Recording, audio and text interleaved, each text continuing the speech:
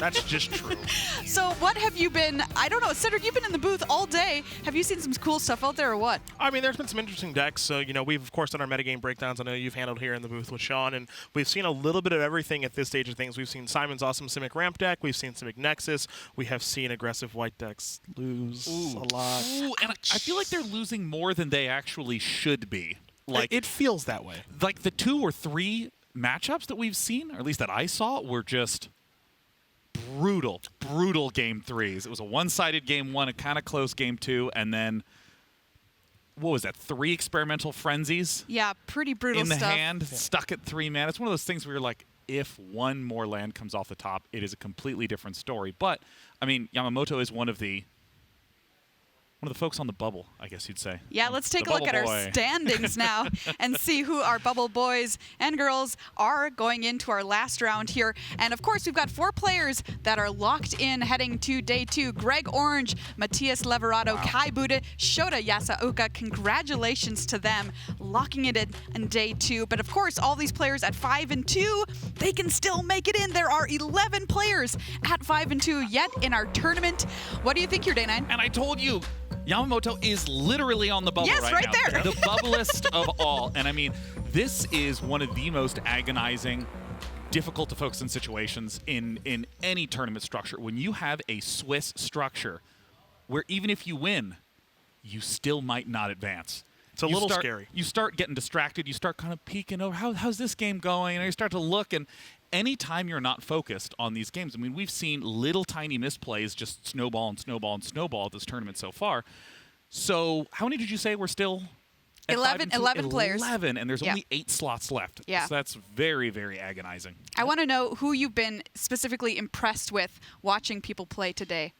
Well, for me, I'm just going to say it's Simon Gertzen, who kind of came into this tournament. Obviously, we kind of know his story a little bit going out of the coverage booth. He would normally be sitting maybe where I am, and now he's like over there, and just playing a deck that no one else is playing. He's doing his own thing. That's always a very scary thing to do in any tournament you're playing in, no matter the size of it. This one's somewhat small with only 68 players, because if you're right, you look like a genius, and if you're wrong, you look like the opposite of a genius, whatever word we want to use. Simon has done a great job of picking his deck. He kind of did a great job of nailing the metagame, and so he's in a really great position right now. He did run into a very difficult matchup against Simic Nexus, which favored his opponent greatly, but Simon still has the ability to make day number 2 of competition, which would definitely be another notch in what's otherwise, a fantastic resume. Oh, he's been a treat to watch. I mean, it's like that specific matchup, the Simic versus Simic, where he was such a good match. It was the most skillful loss I have seen. Like, I was watching. He fought it out, and I was like, okay, there is no way that this game is going to be close at all. And it was so close, razor thin margins. And now, Simon's very, very, very close to getting eliminated, and I'm very excited to see Simon be able to pull off some sick plays. So close and yet potentially so far away at the same time. So the big question here for me is, who got it right coming into this tournament, heading towards day 2? What are we seeing have the most success as we're advancing through the tournament? Esper Control. Yep. Did I do it? I did the analysis. You nailed it. Good job. Good job. I am an analyst. It's Esper Control. Yeah. Yeah, I mean, Esper Control, it was the most played deck coming in. So just from a numbers perspective, you can easily say, well, it's the most played deck. So obviously, just numbers-wise, it's going to be the most that's through. But Greg Orange is on the top of the standings. And it's kind of funny. Once I saw all of the decks in our metagame breakdown, I didn't really think of Greg at the top. But this all makes sense that he's doing very well here. He's been playing Esper Control for what feels like his entire professional Magic career. I would say ever since he was born, he was playing Esper Control.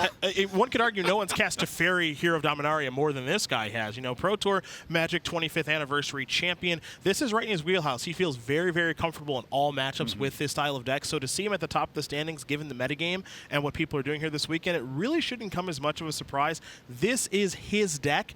This very well could be his tournament. Oof, exciting stuff to see. Well, all of our players in the feature match coming up next round are on win and ins. All right, day 9, who are we going to see? Ashley Espinoza versus Marcio Carvalho?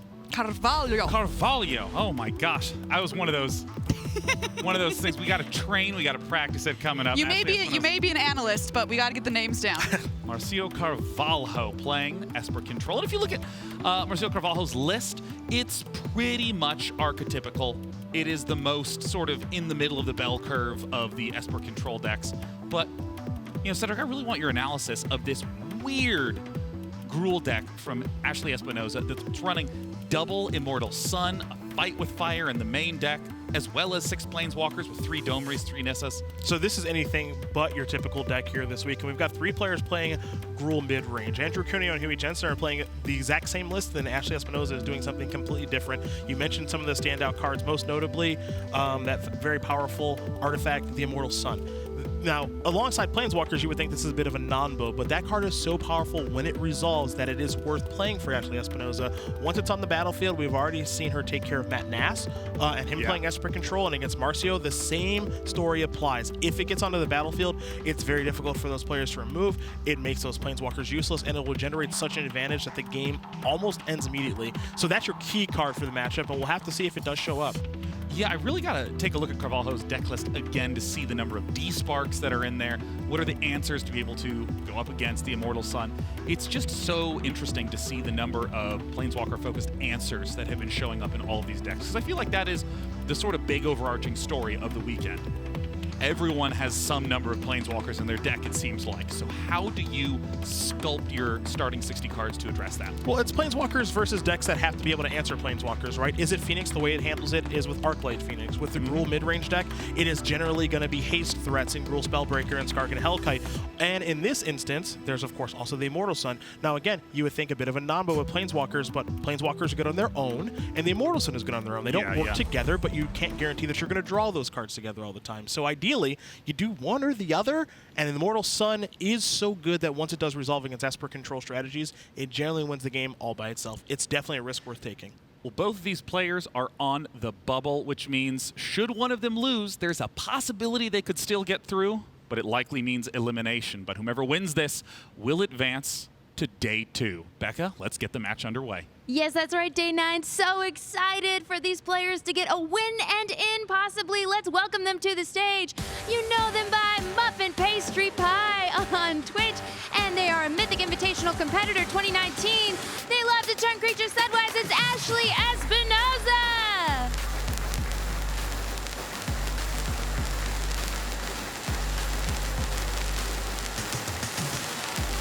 And this player was the Player of the Year, second 2016, second in the Pro Tour Ether Revolt, second in World Championships 2016. That's a lot of seconds. This incredible drafter, Marcio Carvalho.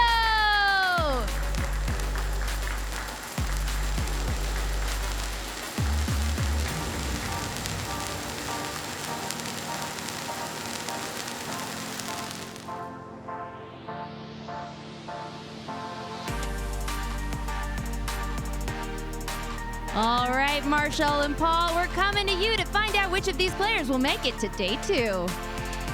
Thank you, Becca. Wow, that was quite an introduction there, Paul, because we've got a lot on the line here between our 2 featured players, Marcio Carvalho and Ashley Espinoza.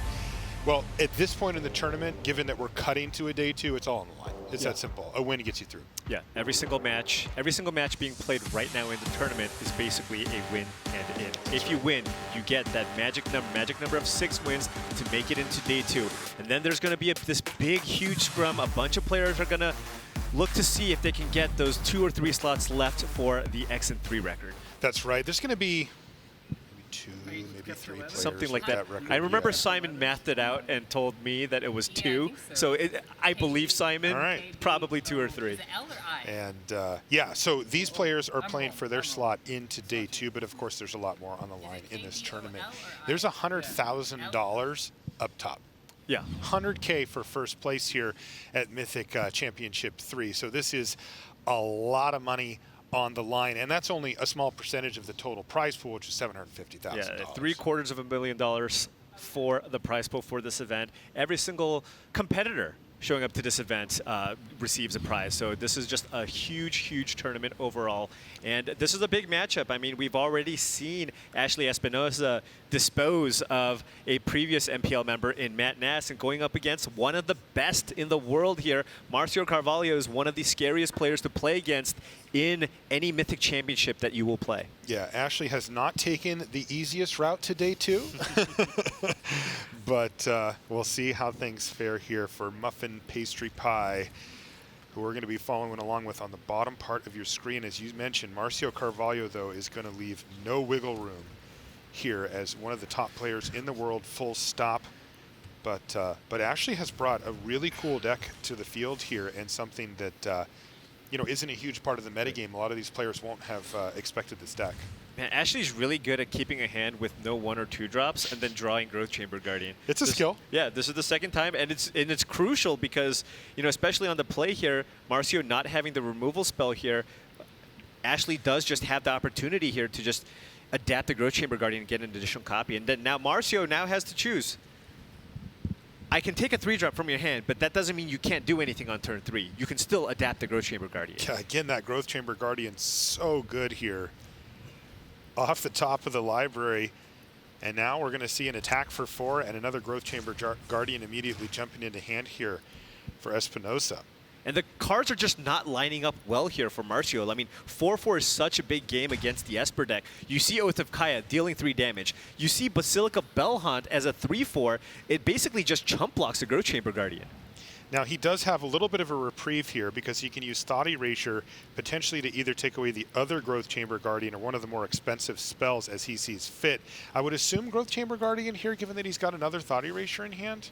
Oh, yeah. He's got Kaya's Wrath in hand, yeah, too. Given that he drew the Kaya's Wrath, at this point he might want to look towards getting some of the bigger threats off the battlefield. So I think I'd be looking at either the Hellkite or the Immortal Sun. But given that the Immortal Sun costs 6 mana, you take the Hellkite first and then set up to take an Immortal Sun on the following turn. All right, Ashley finally found a bad card, a Lava Coil. Now that might come in handy a little bit later, but it doesn't start beating down this turn. And by the way, how about Skargan Hellkite? I mean, we have a player who's setting up for a Wrath and is like, well, I better take that dragon. You know, normally you'd let your opponent play a 5-mana creature that you could just Wrath away, but it just hits so hard. And look at this, heads up, Ashley not running into Kaya's Wrath, choosing to wait until turn 5 to play Growth Chamber Guardian. That way, even if Marcio does have a Wrath, you can adapt onto the Growth Chamber Guardian and get that 3rd copy. Very heads-up play here for Muffin Pastry Pie, and now the question is, what does Marcio have available? And, well, it's another Thought Erasure. So he's got his hands full here, though, because that play with Growth Chamber Guardian is still available, and that means he's going to take away the Immortal Sun. He has whittled down her resources significantly, but his are too. He's down to 10. Right, and it looks like he put Teferi, Hero of Dominaria, into the graveyard because he doesn't have land number 5 and is looking to go with Search for Escanta as the card advantage engine of choice. Not bad 3-drop to draw here, though. Perhaps just adapting the Growth Chamber Guardian is more desirable than Domri at this point. Yeah, it's... Is it close? Like, what do you... I mean, you get the... You kind of guarantee... Well, if you're doing this attack, you're committing yourself to Yes. playing Growth Chamber Guardian and activating it. That's because, right. of course, Ashley would have chosen to play Domri ahead of time to get that +1/+0 bonus. That's right. So, activates the adapt there, gets another Growth Chamber Guardian, and boy, that card has been fantastic all game. Yeah, very, very strong in these creature matchups, but now Marcio will be forced to fire off this Kaya's Wrath here. That's right, Marcio is facing down lethal damage and doesn't really have a choice in the matter. And if I'm Ashley here, I'm probably... Oh, I'm just going to do that instead. You would do that. I had all these other plans, Yeah. but now I'm just doing this thing. You've changed your mind. So Nissa, who shakes the world, is terrible news for Marcio, and you can see it on his face. He's like, not that. Now he's going to take half of his life total gone in one fell swoop, and he knows, of course, about the Growth Chamber Guardian in hand as well. So Ashley hitting from multiple angles, putting maximum pressure on Marcio. And is there any way out at this point? Oh, that was a huge draw here from Ashley. And I even like the fact that she used Nissa's ability to animate a mountain instead of a forest. Sure, she could have animated a forest and then played Growth Chamber Guardian, but she doesn't want to keep her forest exposed to removal spells because she wants to get that additional mana from Nissa, who shakes the world next turn. Right now, she's already put Marcio in check. She said, all right, attack you for 3, leave you at 3. You figure it out. Now, the Basilica Bellhaunt will help to stabilize the board here, but that Lava Coil may come back to haunt Marcio. Yeah, so he wants to run out the Basilica Bellhaunt first, but I mean, he doesn't really have much of an option here, right? He has to play Basilica Bellhaunt and the Oath of Kaya this turn, I believe. He could choose to just play Oath of Kaya and activate Escanta the Sunken Ruin. He does have mana to do that. Oh, okay. I didn't see that. That's interesting.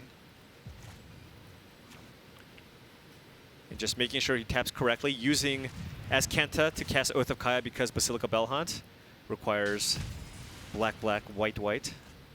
Can't do that with the blue source. So he's going to go for both. This will put him at a much more comfortable life total than he was just at. That 3 looked pretty scary. Now, it's kind of interesting, though, because there's another Growth Chamber Guardian lurking in the library, so Ashley would like to keep that. So Ashley's doing math here. Lava Coil to kill the Bellhunt matters, too.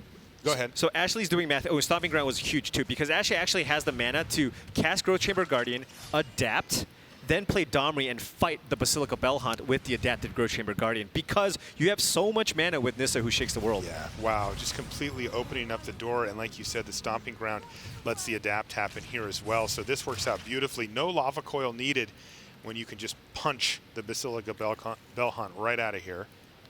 This is an attack. Wow. This is just a lethal attack, right? This is the. Oh no, sorry, Growth Chamber is Summoning Sickness. This is an attack for 4. Right, close, but still, this is going to be 5 for Marcio is going to fall down to 5. And has to deal with 2 Planeswalkers and 9 power on the battlefield. Good luck with the top of the library. It is Teferi, Hero of Dominaria, one of the most powerful options for Carvalho, and it just doesn't seem like it's enough at this point. Yeah. That Nissa was such a tremendous draw for Ashley. Yeah, it felt like Ashley was ahead, and then the game was starting to get a little bit close, and then Nissa showed up and just slammed the door. Exactly. Marcio's now thinking about the type of cards that he might be able to find with Search for his Kanta, or I should say his Kanta the Sunken Ruin at this point. It is a Teferi Time Raveler. He needed that to be his draw step, to be honest. That could have drawn him into some other removal spell and perhaps given him a chance to stabilize, but it was not to be. And that is Ashley Espinoza taking down game number 1 from Marcio Carvalho in our winning in for day 2. Here at Mythic Championship 3. Let's take a short little breather here, Paul. We've got let it out. Oh, and also, I should remind you at home that Core Set 2020 is coming.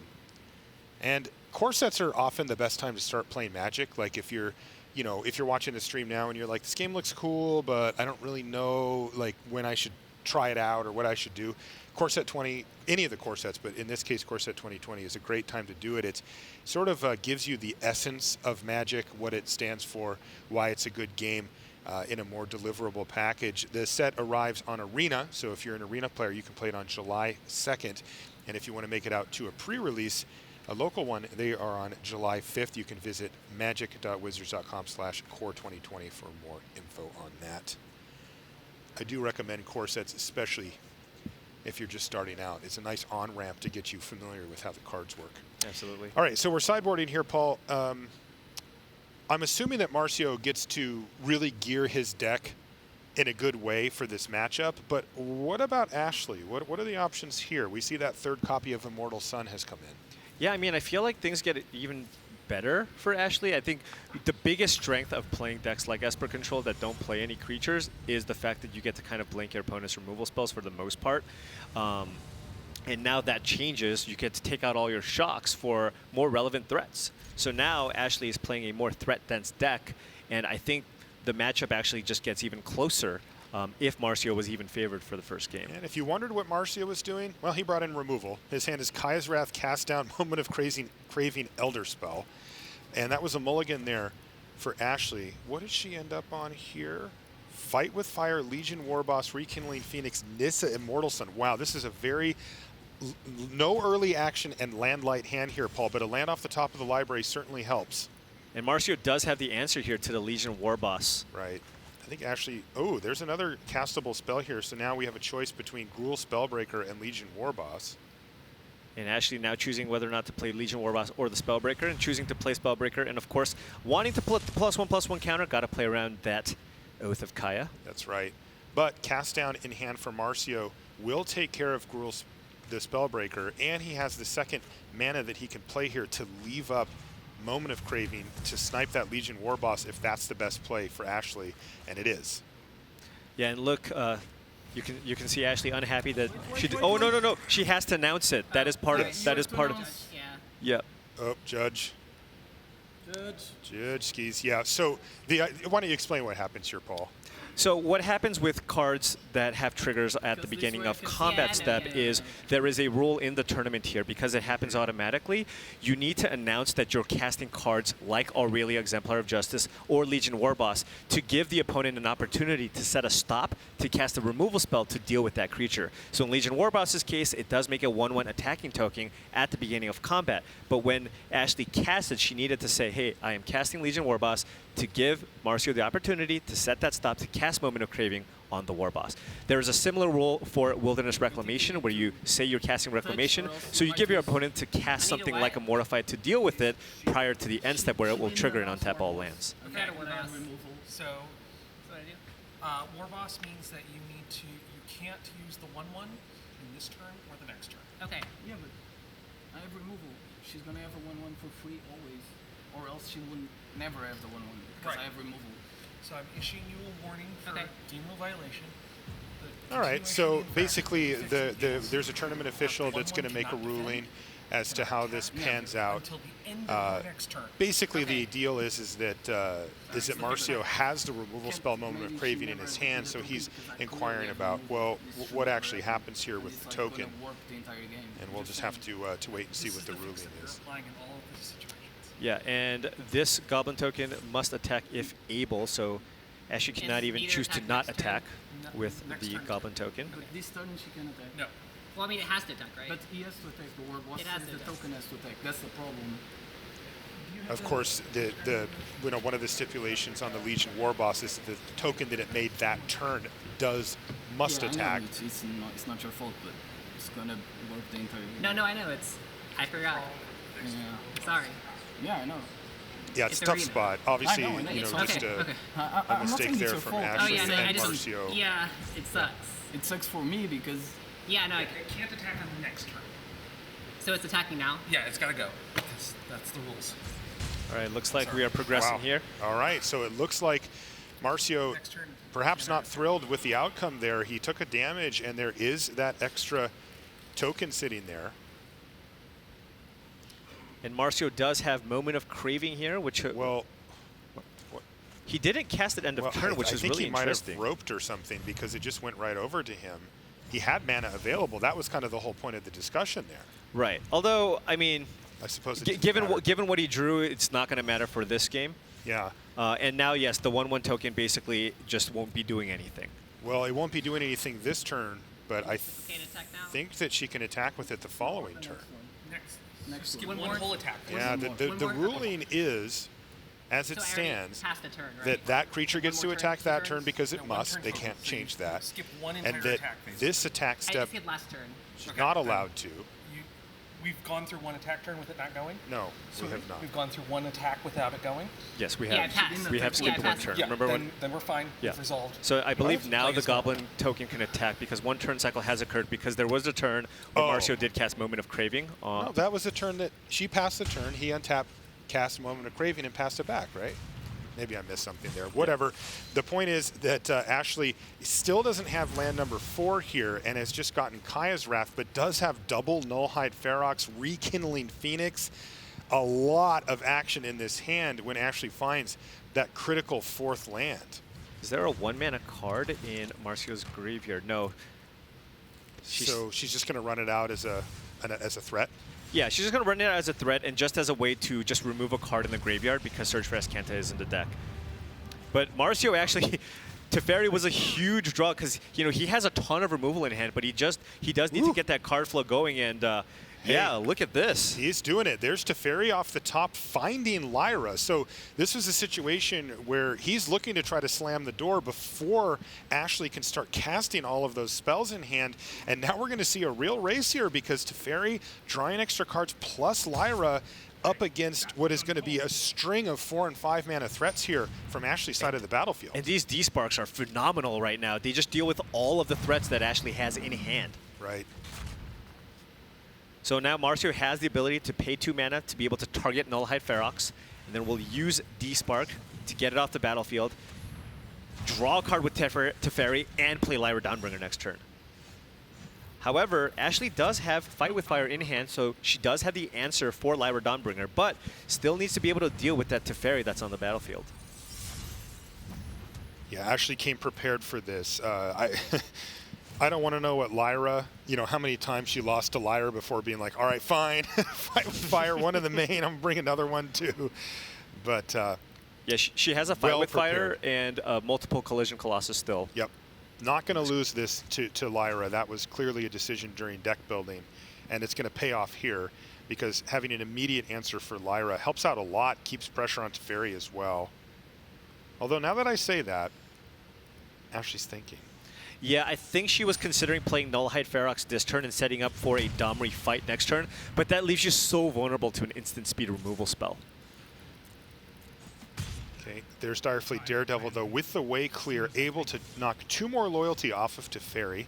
Teferi's down to 2, but 2 is a lot from 0, and another card goes into hand here for Marcio, and this could be very bad news here for Ashley. That is Search for Azcanta. If that thing gets transformed in the next turn or two, that combination of Teferi plus Search is just a card advantage engine where Ashley's only casting 1 spell per turn. Well, so yeah, this is actually not a bad turn here. Ashley's going to play Domri, which will pump Direfleet Daredevil. That'll actually be able to remove Teferi from the battlefield here. And she will be able to use that mana to cast a Growth Chamber Guardian. Boy, it looks like Marcio's going to look at that Search for Azcanta and be like, I'm glad I drew that. Because the card draw engine of Teferi is no longer. So a nice sequence here for Ashley, taking care of the powerful Planeswalker on the other side of the battlefield and producing 6 power on the battlefield plus a Planeswalker of her own. So not too shabby here. Let's see. I'm assuming that Search for Azcanta is going to transform this turn. I don't know for sure. Well, remember, we did see 1 card get removed from the Direfleet Daredevil, so it looks like it's not transforming yet. Whoa. Hello, Lyra Dawnbringer, number 2. Now, Elder Spell is going to kill Domri as much for the mana ability than anything else, and now we're going to see Lyra hit the battlefield.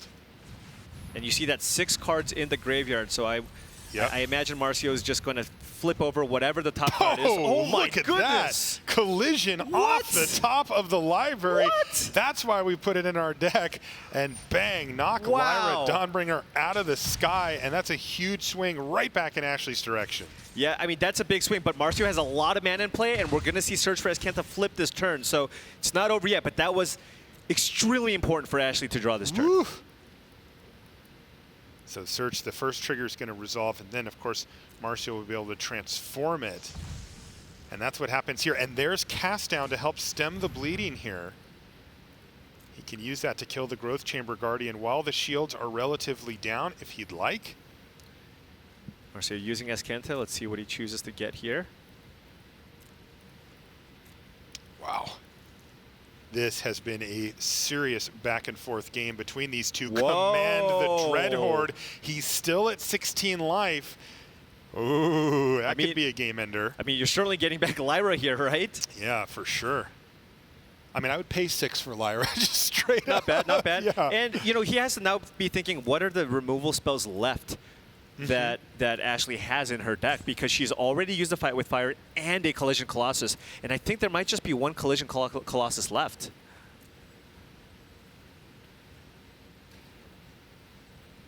Yeah, there's two in the sideboard. One Fight with Fire in the board as well, and 1 Fight with Fire in the main. Okay, so she might have all 4 copies of those cards combined. So she might have a couple of additional ways there. Yeah, it's interesting because somehow, at least thus far, Marcio has yet to see her hand this game, and doesn't really have that much information about what's going on in hand. Look at this, he's going to go down to 2 life to get back Spellbreaker, Warboss, and Lyra. Oh, I love this because you can go down to 2 because you can use Domri's fight ability and gain the life back. Oh, no. What a swing. That is dirty. Oh, my goodness sakes. And even Ashley has to give a smile at that one because that is a nasty play from Marcio. What a turnaround. Yeah, now it looks like Ashley wants to run Rekindling Phoenix out there, but Lyra Dawnbringer just cleanly clears that card. And that is not a tenable sequence even for the Phoenix, which can come back every turn because the life totals are going to get so out of line. And there's even a D-Spark in hand already for Carvalho, so he has the answer for Rekindling Phoenix if he'd like it. He's going to start things off, though, with Azcanta, and this is going to give him more information about what his options are this turn. Using Domri's mana effect here now. He's like, maybe I should have played this card, you know? That's powerful. Kind of hard to cast, though. It's a tough splash in the Esper deck, but seems to fit right in there. There's Teferi Time Raveler. That's going to send Rekindling Phoenix back. And, you know, this is really the culmination of the mana issues that Ashley's had for the duration of the game. Being limited to one spell for the most part, sometimes two. A tempo play like this can be devastating. Yeah, and this is just way too large of a board presence. The Gruul deck simply just doesn't have a card in their deck that can kind of get them back from this type of situation. Things looking very much like a game 3 shaping up here between our two players to see who advances to day 2 and who has to cross their fingers as we finish up day number 1 here. One of these players is going to be left with 3 losses on their record, but that's going to put them in a large group of players with 3 losses on their record, and only a few of them are going to be able to get in. And with a big attack step, Marcio Carvalho just got 1 step closer to that day 2 finish. And you can see a lot of pressure on our players here for both of them. You know, you catch it in between the moments of the games where you'll see a sigh of relief or, you know, a little head shake or something like that. They're obviously doing their best to stay composed, but there's a lot on the line. We are talking about a cut to day 2. This isn't a gradient. This is you made it or you did not. Right, and there is a ton on the line because once you cut into the top 16, you know, the payouts change, and then of course now all these players, among the 16 players, have a chance to win $100,000 for first place. That's right. There's a World Championship seat at play here as well. A lot going on in this tournament, and the first step, and I have to say it's probably the biggest of those steps, is to get to day 2. You know, we are cutting down this field significantly here. 12 from 64, and that is a lot of really good players you have to get through. Absolutely. I wonder how many Command the Dreadhordes Marcio is going to keep in this time now being on the draw, because, you know, the Gruul deck is able to put a good amount of pressure on your life total. So, you know, I was somewhat surprised that there was a Command the Dreadhorde there. Maybe he keeps one in, I'm not sure. Yeah, that's interesting because, you know, if you look at the type of draw that Ashley had in the first game, you don't have a lot of wiggle room for a card like that. Now, the fact that there was significant mana issues changed that. All right, nice little opener here. Not a lot to do super early, but Growth Chamber Guardian, of course, has proven its worth, especially in this matchup.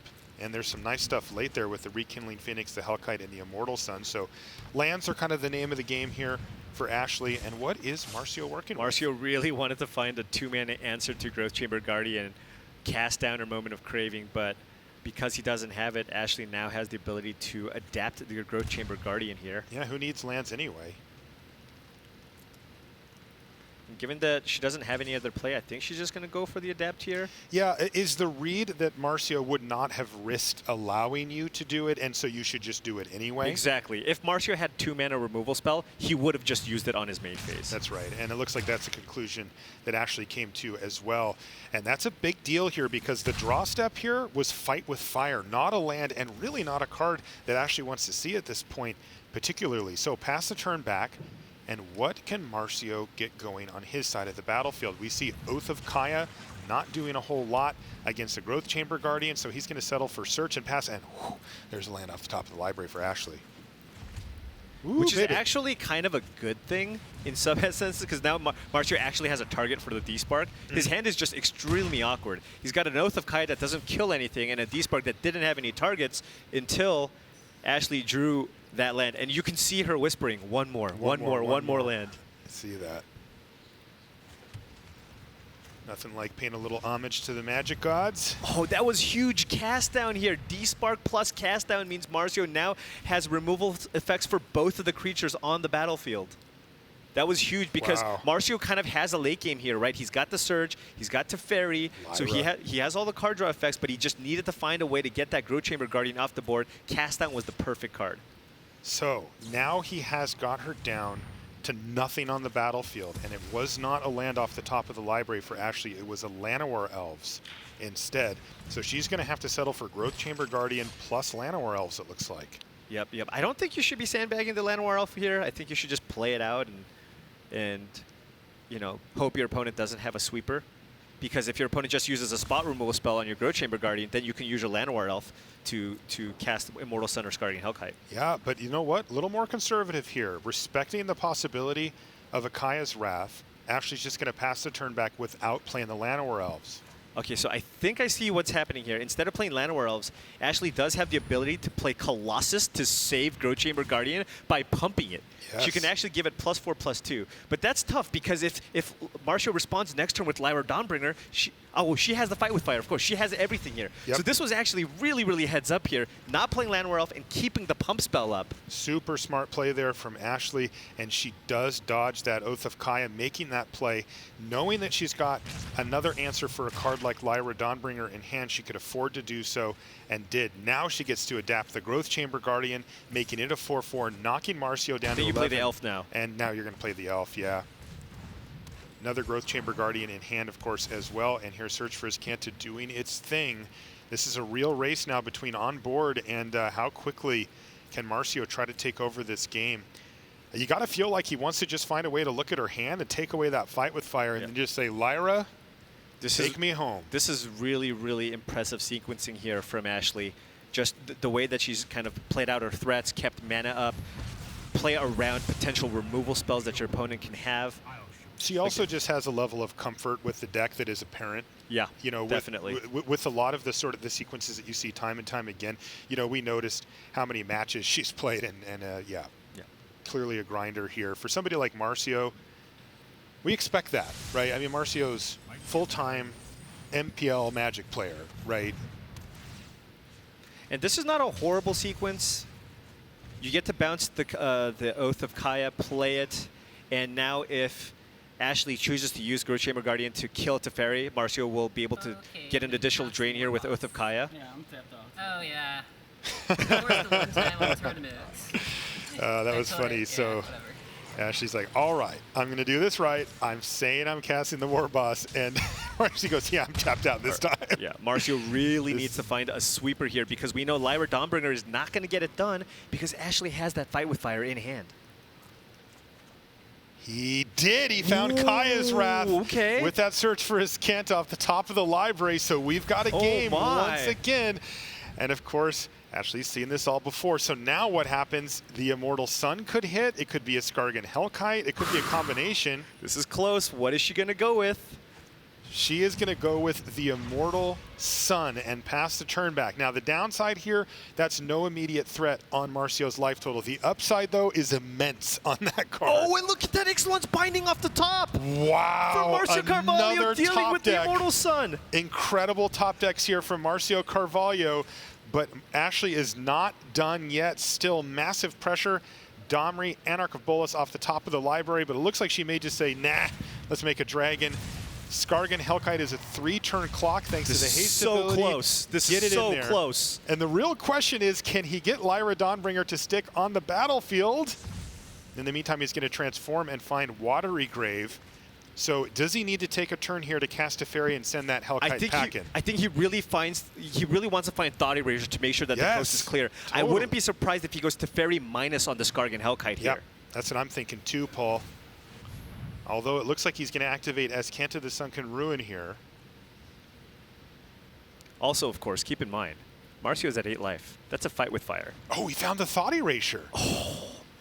But he's not going to do it this turn. I think he's just going to go with Teferi minus Skargan Hellkite and follow that up with Thought Erasure, get the Fight with Fire, then slam Lyra Dawnbringer. That's his win condition. Ashley needs a very strong draw this turn. How about Gruul Spellbreaker? Is that enough? That wasn't bad. So now you get to play Domri into Gruul Spellbreaker. You can get Teferi off the battlefield. It's not quite enough. It's not quite lethal. Even if you play the Gruul Spellbreaker and give it haste, that would be 4 damage. That would put Marcio down to 2. This is going to be about as close as they get. The real question is, can Lyra Dawnbringer stay on the battlefield or not? That is what we're dealing with here, and that is what this game is going to come down to. So Teferi goes away. Draw a card here. It's Teferi Time Raveler, though the game plan seemed to be clear the way with Thought Erasure, then play Dawnbringer and cross your fingers. Yeah, I mean, I think that has to be the play here. Now, yeah. However, Ashley still has the ability here to play Growth Chamber Guardian, adapt, then use Domri to fight. the Lyra Dawnbringer with the Gruul Chamber Guardian. That is 5, isn't it? And she will have a Gruul Chamber Guardian in hand. However, Marcio will then have stabilized. He's got an active Azcanta the Sunken Ruin with 8 lands on the battlefield with Teferi Time Raveler in play. He will be able to kind of run away with this game. So, because that fight will net him the life as well, right? Exactly. So he'd be at 13. Oh, this is about as close as they get playing for day 2 here at Mythic Championship 3. If you're just joining us, you have come at a very good time. This is a game plan for Carvalho. It's Legion Warboss off the top of the library. Now, we could have had an easy one here if she would have drawn Collision Colossus or another Fight with Fire, but it's going to have to be earned this time. Wow, game number 3, and this is the decider to see who gets to go on to day number 2. So Growth Chamber Guardian, activate the Adapt, just like you mentioned, Paul. This is the only play that she has. She needs to get that Lyra Dawnbringer off the battlefield. So it sucks that Marcio's going to go to 13, but you're just going to have to try to win with the cards that you have. You still have a Gruul Spellbreaker. You still have that Growth Chamber Guardian that can get additional copies, and you got that Legion Warboss in hand. There's a Moment of Craving as the draw step for Carvalho. That will come in handy for the Legion Warboss, but for the time being, it's going to be Teferi, Time Raveler hitting the battlefield and stemming the bleeding here. Yeah, and bouncing Oath of Kaya. Oh, and look at all the removal. This is great for Marcio. So now he's getting ahead on cards. He's going to use the Oath of Kaya here to likely kill the Gruul Spellbreaker. I guess Oath of Kaya-ing the Domri is also a consideration. He is down to 9 life. He's going to be at 12 here, but it's getting a little sketchy, so he prefers to just keep the board clear. Now, he doesn't have a great target for the D-Spark at the moment, but there are a lot in the deck here for Ashley, so he'll be happy to see it. So if Ashley decides to play out the Legion Warboss, she will. All right, I'm going to cast Warboss. Second, okay. Okay. So again, she's required to announce casting Legion Warboss because it gives Marcio the chance to set a stop so that he can react, and that is very important here because he needs to. Oh, absolutely. This Moment of Craving is going to be huge, and I think Marcio's on the verge of basically stabilizing here. He's now at a pretty comfortable 12 life. He's going to go up to 14. He's got Azcanta going. So close for Marcio, so close for Ashley. If he could just strand Domri with no creatures going doesn't do a whole lot, so he can just ignore that. Right. The biggest concern now is basically the Growth Chamber Guardian and its ability to kind of chain more copies of itself. That's the only thing that Marcio really has to be concerned about, at least for the immediate future. That's the answer that he needs. But, I mean, just the way that Marcio has been able to kind of navigate this game, not running out that Lyra, knowing that, you know, you need to make sure that it's protected. You know, Ashley, after game 2, you know she brought in a ton of different ways to deal with that Lyra, and being aware of that fact and basically playing anything else other than slamming that Lyra Dawnbringer. So here it is. Ashley, by the way, went into the tank about perhaps whether to cast the Gruul Spellbreaker or not, decided against it, and now Moment of Craving is going to kill Legion Warboss and bump Carvalho up to a fairly comfortable 14 life. And he just found a Thought Erasure to take away that last Growth Chamber Guardian too. This is massive stuff here for Carvalho. He's drawn very well this game. Absolutely. I mean, that he needed to. Right, that Ixalan's binding on the Immortal Sun, huge. too. That game would have been over a long time ago. I think that might even be a one-of in their deck. So this is huge. And now we have the main phase Azcanta. Oh, and the Teferi, too, on top of that. And there's Teferi Time Raveler. We're going to see an instant speed Thought Erasure on the draw step in case Ashley draws something even better than her Growth Chamber Guardian. Yeah, he does, of course, know about the Growth Chamber Guardian in hand, so he doesn't risk the Nullhide Ferox blowout here. But, right. That would be one way to go out. Right. So here it is, Teferi, Hero of Dominaria, and I'll tell you what, this is Marcio Carvalho taking control of this game. It looks like he's going to just go ahead and allow this because he decided instead to minus the Teferi. Yeah, but now this opens the window for Ashley to get multiple Growth Chamber Guardians onto the battlefield, and now Marcio needs to find answers to these Growth Chamber Guardians. Oh, she's out. That's why. Oh, okay, that was That was the last one, and he knew that. So yeah, okay, this makes a lot more sense. Right. So he says, okay, fine, you can have 1. 2 would have been a problem. Right. Though that being said, he does need to dig, and there's Teferi Time Raveler. So plus this one, plus this one. See what he draws for the turn. It's a Drowned Catacomb, so no bueno there. But remember, he's also got the Sunken Ruin going. This is where you kept saying he was trying to get to this place. This is where he's trying to get. Now he's drawing 3 cards a turn, and there's no way that this green-red deck can keep up. No, there's no way, because now Marcio was going to get multiple activations of Azcanta the Sunken Rune in every turn cycle because, of course, Teferi, Hero of Dominaria, has the ability to untap 2 lands. So, I mean, the game was basically... So 3 cards a turn wasn't enough. It's actually 4 that he's getting? Yeah, 4 probably locks it up. And honestly, I mean, I feel like the game was basically determined when Marcio instantly found that Ixalan's Binding for that Immortal Sun. That was huge. That was an absolutely critical moment in this game, and this is the decider. The winner of this game is going to be through to day 2. Now, the person who loses this game is not 100% out, but they are in bad shape because they're going to be in a scrum of players that have 3 losses on their record, and only a few of them are going to get through. So nothing guaranteed from that point on, though a little bit of hope if you're a fan of either. Here's Cast Down to take out the Growth Chamber Guardian, and the wheels have well and truly come off here as we see Marcio Carvalho now starting to run away with this thing. Yeah, he has officially stabilized, and there is nearly nothing that he can't deal with at this point. Looks like there's a distinct possibility for 3 of the players with 3 losses on their record to make it through. That's a big deal here, probably for Ashley if we're being honest about the way that this game has played out, but for whoever ends up losing. Right, definitely. I mean, you know, Marcio doesn't have a whole lot of win conditions, so this will likely go on for a few more turns. But, I mean, taking a look at Marcio's hand, I mean, what threat can Ashley even draw here that Marcio can't answer? Right. D-Spark, Cast Down, Instant Speed, Kaya's Wrath with Teferi Time Raveler in play. This is the best one I could think of. Yeah? But, nope. Not going to get it done, but yes, it's still a card. Nissa, who shakes the world off the top of the library there for Espinoza. Going to go ahead and turn a mountain into a 3/3. But I don't think that Nissa nor the mountain are long for this world. Oh, and I like this Marcio forcing Ashley to attack one of the Planeswalkers to get the trigger from Oath of Kaya. But Ashley knows that this mountain is likely going to die, so choosing to just attack Marcio instead. Clever, though it does leave Marcio with the 2 Planeswalkers guaranteed, which is definitely playing into his hands as well. So he's going to kick things off before even deciding what to do by activating Azcanta the Sunken Ruin, finding another copy of Teferi, Hero of Dominaria, and now he's going to Cast Down on the mountain, D-Spark on the Nissa. Does he just take it? Yeah, he's just going to take it. He's like, whatever. Down to 10. A forest in hand for Espinoza. Can really do nothing other than make a mana, play a land, pass the turn. Seems to be taking it well here, but of course, things not looking good. Yeah, definitely not. Oh, that's a clean way to deal with the creature. And we see why. That's right. That is a nice way to deal. And now Teferi doing Teferi things, search for his Azcanta doing search for his Azcanta things multiple times in this turn cycle easily.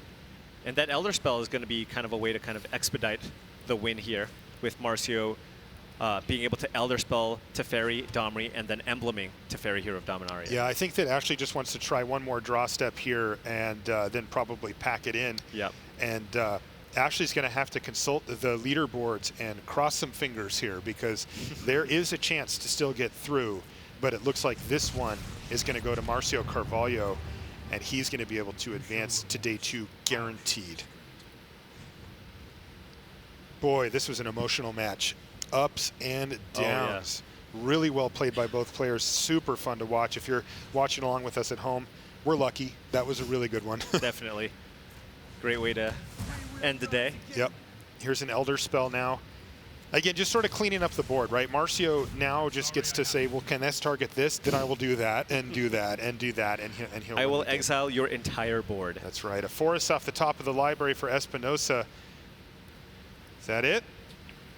Oh, I think she's going one more. I think I might have heard one more. Sure. Nope. Oh, and we got the good game and the concession. Marcio Carvalho is into day 2 here at Mythic Championship 3.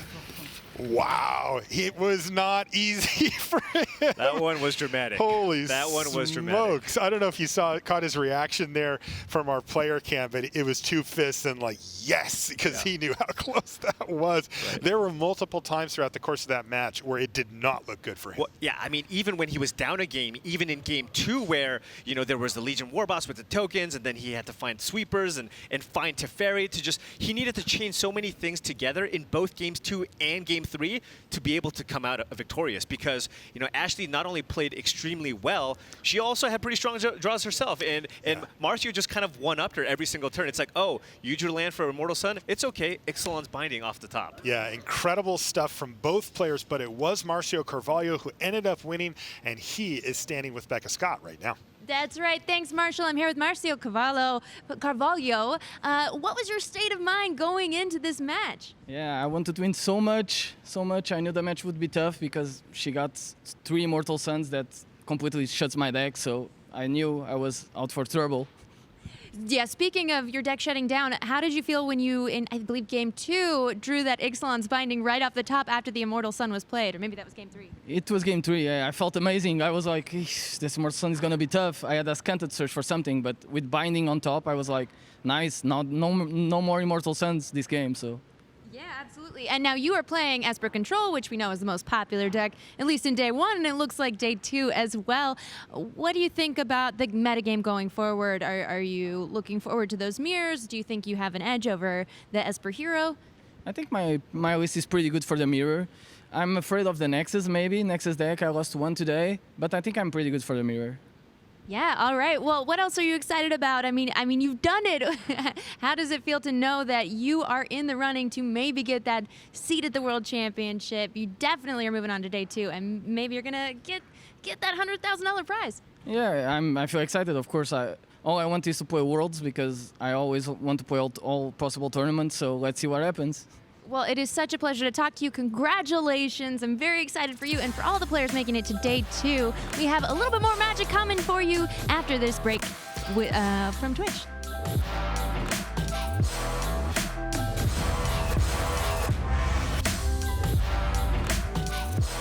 Abby, but down to 2 life. That will do it. I am Andrea Mengucci, I'm from Italy. I am 25 and I'm a professional Magic player. Since I was a kid, I started playing Magic at the beach. It's basically been the only game that I've been playing. I wasn't really good at sports, so I was just more like playing on the computer, but always Magic. You just became the first champion of the Mythic Invitational! So I finished my study last year, and I was like, okay, great. 2010 will be my professional year. I'll be playing professionally Magic.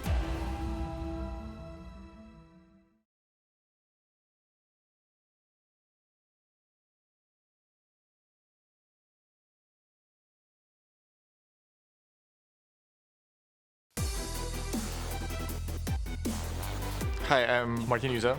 I'm from the Czech Republic, and I play a lot of Magic.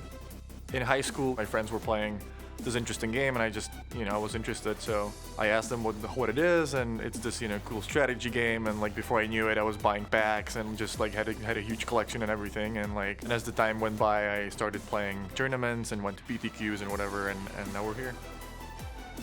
When I got the phone call, it was an exciting moment. It was just there's a lot of things running through your head, and you're like, oh, we finally made it. This is great. This is all we ever wanted.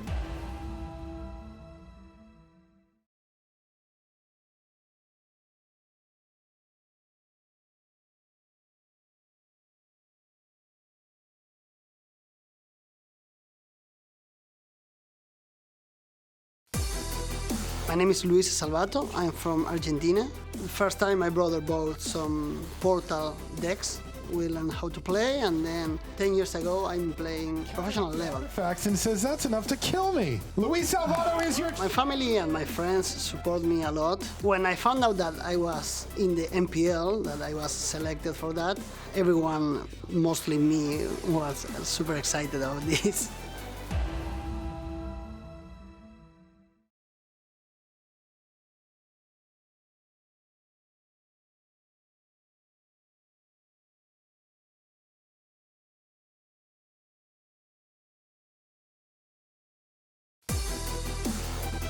My name is William Jensen, nicknamed Huey, and I'm here today because I'm a member of the Magic Pro League. I first started playing Magic in 1997. Didn't take me very long to become competitive and start going to tournaments. I was going to weekly tournaments on a couple weeknights a week and even Saturdays, and I really liked the atmosphere, and I definitely found somewhere where I felt like I belonged. And welcome back to coverage here at Mythic Championship 3. Marshall Sutcliffe with Paul Cheon, and we just caught our breath, but we've got more Magic lined up for you here at the tournament. By the way, brought to you by Omen by HP. We've got Shahar Shenhar and Jean-Emmanuel Depras. Now, this is a matchup that we have not seen thus far today, Paul. This is, you mean Esper? Is it Phoenix? Is it Phoenix versus Mono Red? And once again, everything on the line for our players here. You see Shahar on the top, and there is Jean-Emmanuel Depras down on the bottom part of your screen. Now, he is the one playing Is it. Since we haven't seen this matchup, at least you and I, on camera yet, Paul, what's the broad strokes? Well, you know, with the Is It Phoenix deck, basically you just want to control the board in the early phases of the game and ultimately win with, you know, your Arclight Phoenixes and your Crackling Drakes. It's primarily a spell-based deck. The spell-based deck, lots of cheap ways to draw cards. You know, if Goblin Electromancer lives against Mono Red, 0% chance that happens. You get to, you know, kind of go off. Good timing on that point, by the way. Resolve a ton of things. But ultimately, you also don't want to make the game go too long because the Mono Red deck does have access to Experimental Frenzy, and the Is It Phoenix deck doesn't actually have a way to get it off the board. So you don't want to get to the super late game where a card like Frenzy can just take over. A delicate balance if you're the Is It player, but certainly that middle part of the game is where the deck excels. So let's see how things go in Opt now for Jean-Emmanuel. I will say that the Is It Phoenix deck has actually gotten significantly better against the aggressive decks because in order to make the finale of Promise work, you need to play more removal spells. So it's added actually Lava Coils as additional removal effects. So now you have Shock, Lava Coil, and Lightning Strike on top of the finale, which kind of acts as a mini sweeper if you get to 4 mana. Yeah, you have to have that balance of sorceries and instants and the way things pan out. Absolutely. It works. Now here's Crackling Drake on turn 4, though, for Jean-Emmanuel. He finds Radical Idea off of that. It's a 2/4 as it sits, but it doesn't stay that way for long as we know. And once again, as usual, big question is here for Shahar Shenhar. Does he just slam Experimental Frenzy on the battlefield and say, well, I stuck it, and now all I have to do is just try to find a bunch of answers for the Crackling Drake? Or does he use the 2 removal spells that he has in his hand right now to kill it? Alternatively, he could cast Chandra as well, though. I would kill the Drake. Auction. You just like getting the Drake off the battlefield. Absolutely, because you can still play the Frenzy next turn. Again, the blue-red deck doesn't really have a whole lot of ways to answer the Experimental Frenzy. I think it plays maybe 2 Spell Pierces as kind of ways to stop the to counter the Frenzy. So I think what you want to do is just not put yourself in a situation where all of a sudden you get, you know, a couple of lands on top with your Frenzy, because the Is It Phoenix deck is able to put a ton of spells into its graveyard really quickly with cards like Tormenting Voice and Chart a Course. That's right. And of course, it's useful to remember that the cards in your hand aren't going to be castable anymore anyway. So the fact that you burn 2 removal spells on 1 creature isn't as punishing if you weren't going to be able to use them anyway. Yeah, I wouldn't be surprised, however. Ooh, there's a spell wait a second. Hello, friend. Oh, and this is big, and now I think Depras might just choose to go for a Shock to the face here because he's already played an Opt here this turn, I believe. So now he can discard Phoenix, play Shock, and that'll be an Arclight Phoenix coming back from the dead. He does need to play the Steam Vents untapped to keep up Spell Pierce, though. But there's no creatures on the battlefield. Yeah. Wow, so this turned out beautifully here. This was huge, and a Spell Pierce on top of that. He's got the Spell Pierce at least to be able to stop at least one of these 4-mana threats. I love this play here from Shahar. He's going to run out Chandra Fire Artisan, and there's no way that Jean-Emmanuel can resist using the Spell Pierce on any 4-mana card there. So he's going to snap that off, but this does leave Shahar with his most powerful option still in hand. 5 lands in play already for Shenhar as well, so this Frenzy, if he gets to untap with it, could get out of control.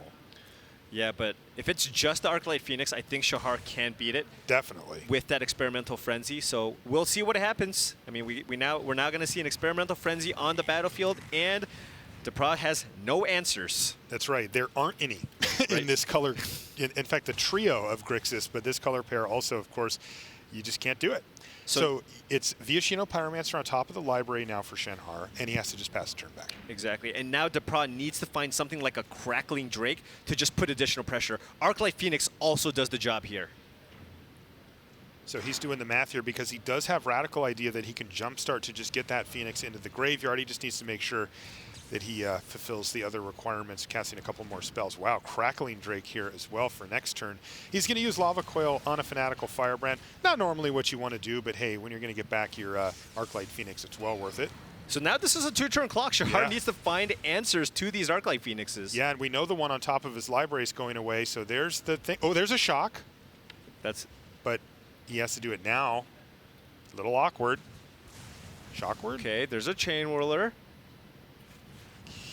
Okay, that's not quite enough. But so now, if Depra can rattle together 3 spells this turn, he will be able to attack Shahar for lethal. That's right. So Radical Idea to kick things off, anybody? Yeah, he might go ahead and do that. He might play Radical Idea. Okay, look, it looks like he's playing the slightly safer route here, thinking it's unlikely to be able to be burned out, and I'm going to just try to win with this Crackling Drake. Yeah, this gives him some flexibility with his onboard interactions here. He's got a 4 toughness creature now, which requires 2 spells from Shenhar to get rid of. And of course, he's going to be killing the Chain Whirler as well. Yeah, and this one's basically over here. Depra basically is almost assuredly going to be able to get that other Phoenix back from the graveyard, and he has to find a way to deal with this Crackling Drake. Let's hit it. Oh, I see what you're saying. Yeah, yeah. So even if these cards go away, the Tormenting Voice locks it up, virtually speaking. And as it stands, Shahar with Lightning Strike on top of his library, he can't cast it. So plenty enough here for Jean-Emmanuel Depra to get the job done. Absolutely. Boy, oh boy. Or just Lightning Strike. He's kind of just piling it on. Yeah, Lightning Strike to the face. Well, Shahar knows how that goes. That was his plan. And that is game number 1 going to Jean-Emmanuel Depra. 2 MPLers duking it out here, by the way, for day 2. Yeah, Shahar, 2-time world champion. That's right. Wow, there's some interesting sideboard cards here from Depra. One copy of Adeliz the Cinderwind is not something that I would have really expected. You know, oftentimes you see multiple copies of the Legion Warboss as the 3-mana threat of choice, but Depra actually choosing to go for Adeliz. And I think part of that is the fact that both haste and evasion is very, very strong against the decks that are playing the 3-mana Planeswalkers, decks that play Narset, decks that play Teferi. You just want to be able to get those creatures at instant speed. Perhaps my favorite sideboard card ever, Charging Monstrosaur, has somehow worked its way in. It just, I would never have predicted that when I was first picking it over and over in draft, that someday Charging Monstrosaur would be like, hi, I'm here for the sideboard plan. Like, what? So I saw Depra actually play this in one of the MPL splits, and then I took a look at his sideboard, and I saw 2 copies of Charging Monstrosaur, and I was like, I have no idea what this is in the sideboard for, but I'm just going to bring it in every matchup just to see where it's good. Because I'm like, I'm waiting for people to just give up on that and be like, it's just a main deck card. You just want it, you know? It's just uncommon. It's just a rate monster, Marshall. It is. Rate monster. That's a great. You didn't call it that. You did, didn't you? Rate monster. I like that. All right, how's this opening hand look here? It looks pretty darn good, actually. Double Lava Coil, a Phoenix. He does need some card filtering at some point, though.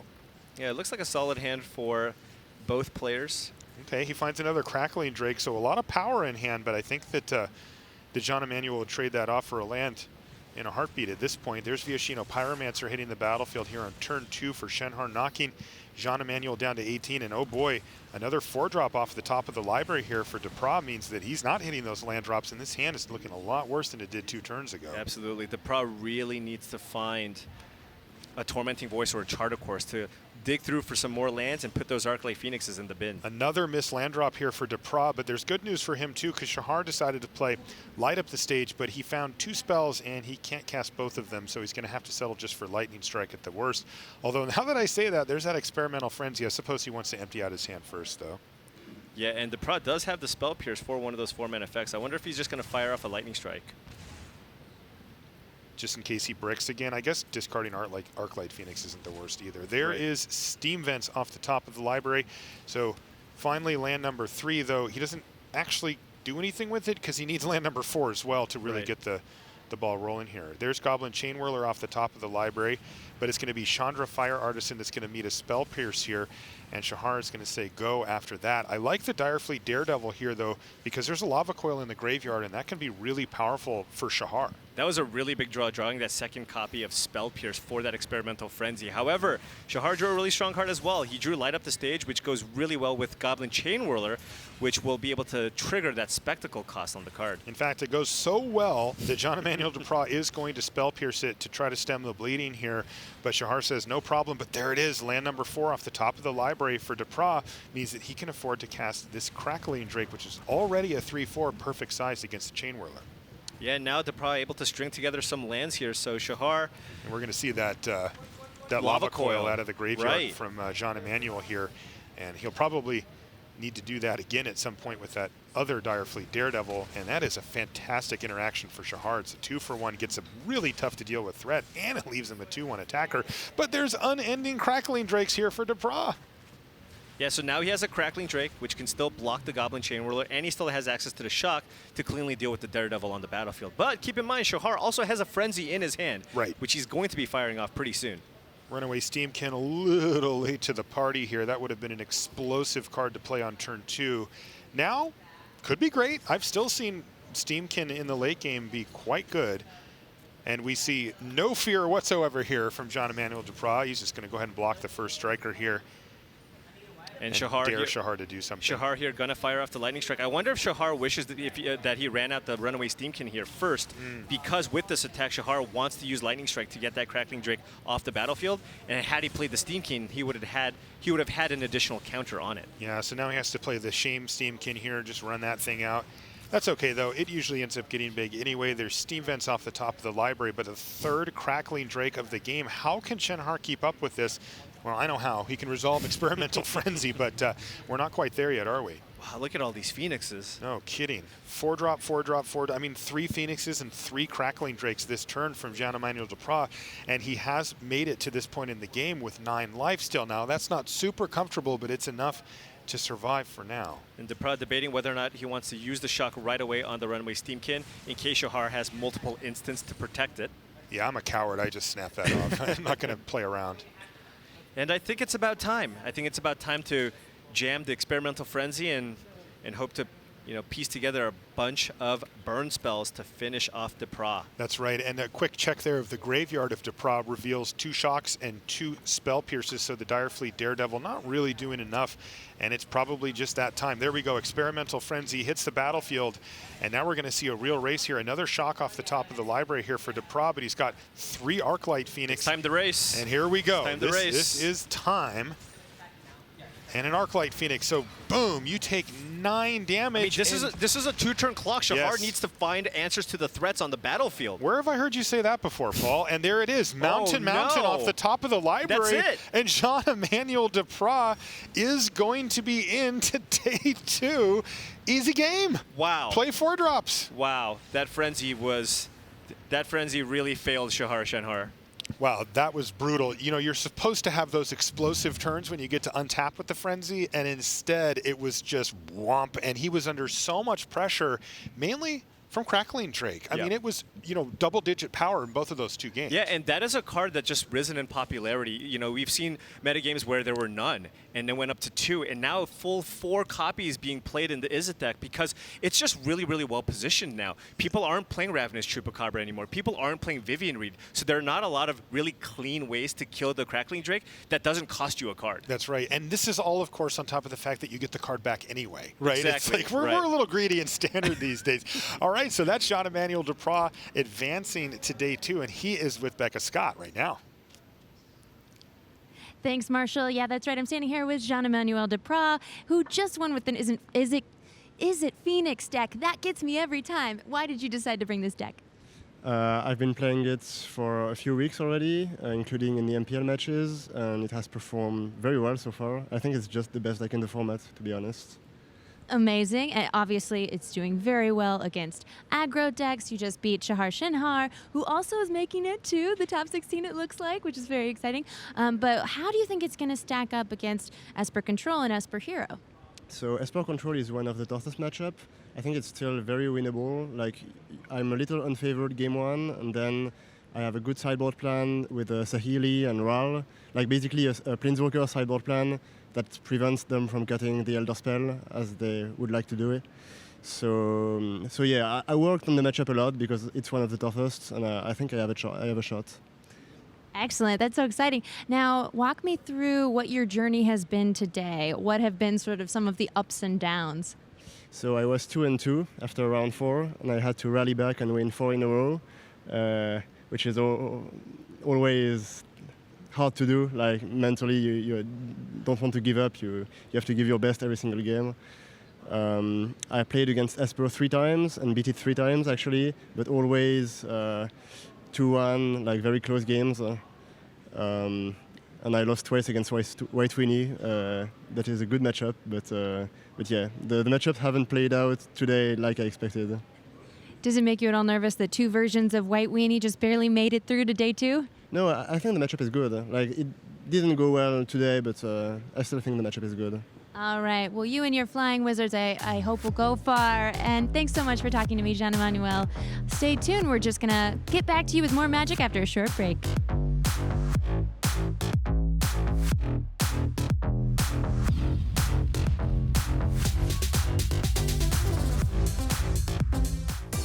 I'm Alexander Hain. I'm from Canada and member of the MPL. When I really got into Magic was college. Both my parents come from an academic background, so for them, success in school was number one. They didn't really understand. And then Saturday night of the Pro Tour, my mom got to meet me and the team at the event and ended up winning, and it was quite something. Since then, she's gone like full-blown fan of Magic.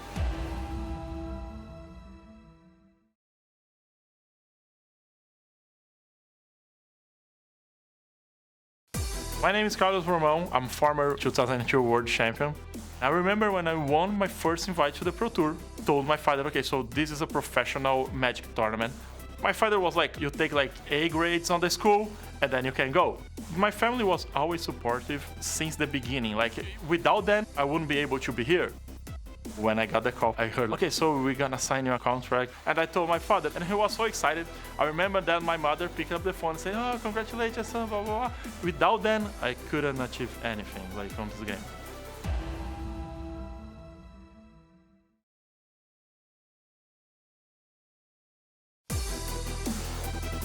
My name is Eric Froelich. I'm in the Magic Pro League and the Magic Pro Tour Hall of Fame. It just so happened that my entire 5th grade class really just started getting into Magic. I wanted to go to the local game store. I went with my dad and we bought a nice little starter kit at the time. My dad ended up reading the entire rule book, teaching me how to play, and I played with my classmates. I ended up finding myself winning and advancing all the way to the top 8 and qualifying for the Pro Tour at 13 years old. And at that point, I was just fully immersed and wanting to go to every major tournament around me. And that's what I did. I was lucky enough to have really supportive parents who found a way to make sure everything I needed to go to, I was there.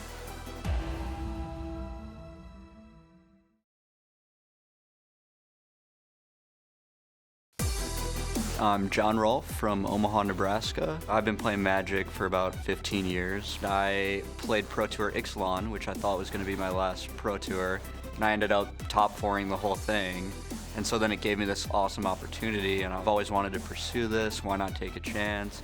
And I just kept winning, and now we're here. So when I got the call to join the MPL, at first I was just shocked. I had to think about it for a really long time, and Magic had been such a big part of my life that I had to at least see where the future goes. I mean, I didn't want to live with any regrets.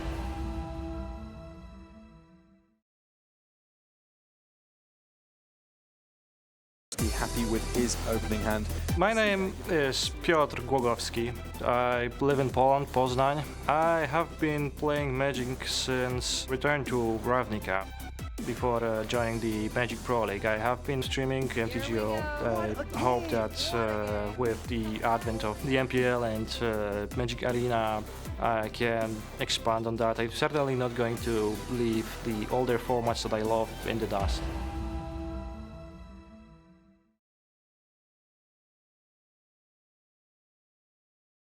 2 discard 2 and straight into the concession. Wow. Reid Duke My name's Reid Duke. I'm a longtime professional Magic player, and I'm a member of the inaugural Magic Pro League this year. My older brother Ian and I learned to play together, and I started taking it real seriously once I was around college age, and I've been a pro for about 6 or 7 years. Declare My Attack says Reid Duke. Autumn says, you got it, and scoops up. I come from a tremendously supportive family, and my mother and I sort of have this joke that I'll come home and she'll say, how was the tournament? And I'll say, oh, well, I lost in the finals. Or she'll say, well, you're still a winner to me. Hey everybody, welcome back to coverage of Mythic Championship 3, and we are down to the wire here. I've got Cedric and Paul at the news desk with me, and you might have thought we were done with win-and-ins, but oh no, we are not. We're gonna see highlights from another feature match from this past round, Carlos Ramos versus Simon Gertzen. I'm so nervous here. I want to find out what happens. This should be a good one. I'm still trying to catch my breath from the matches that we just did. So. I know. So yeah, it's going to be Esper Control in the hands of Carlos Ramos versus a Simic Ramp, of course, from Simon Gertzen. A really unique deck that he brought to this tournament, Paul. Yeah, I think, Simon, when he found out what the metagame was, he was extremely happy about it, and he's got to be feeling really good that he's going up against Esper Control for his win-in into day 2. Well, this got to be the bread and butter, right? This is the deck he wanted to play against all weekend long. Every time he's played against it, I think he's beaten it, so hopefully he can do it again. All right, so this is the deck that he brought to the tournament specifically to beat something in the hands of Carlos Ramos, but Esper Control has been the name of the game at the tournament all weekend. A lot of copies already advancing into day 2. It's still a formidable opponent. Yeah, I mean, it's one of those decks where it was the most heavily played deck, and it was also the deck that was played most by the MPL members. So those kind of go hand in hand. So it's not a surprise that many copies of that deck have made it into day 2. All right, let's check out the highlights from the match. Well, it looks like they're already deep into a game here. Planeswalker advantages all over the place right now, but it looks like J-Light Ranger's getting to work on Narsa a little bit, probably to turn on Simon's hand a little bit to draw some more cards. Yeah, but we see Hydrate Creases here for 4, and Simon just up a ton of cards here against Carlos Ramos. So a lot of pressure and a lot of extra gas in his hand, too. And both these players have plenty of cards in hand right now. It looks like Simon's got a small advantage, though resolving Nexus of Fate in a matchup like this is always going to be quite powerful, and Tamil being able to find more copies of it, ideally. Yeah, it looks like Simon is basically going to be locking up this game pretty soon here. We see multiple Nexus of Fates with Tamio, Hydrate Creases, and J-Light Ranger putting the clock. Ooh, Kaya's Wrath at instant speed, though, because a Teferi is actually not too bad. A nice way to catch back up. Simon going to look for Nexus Fate again with Tamio. Doesn't look like he was able to find it that time, but Nissa is not a bad compromise on this particular turn.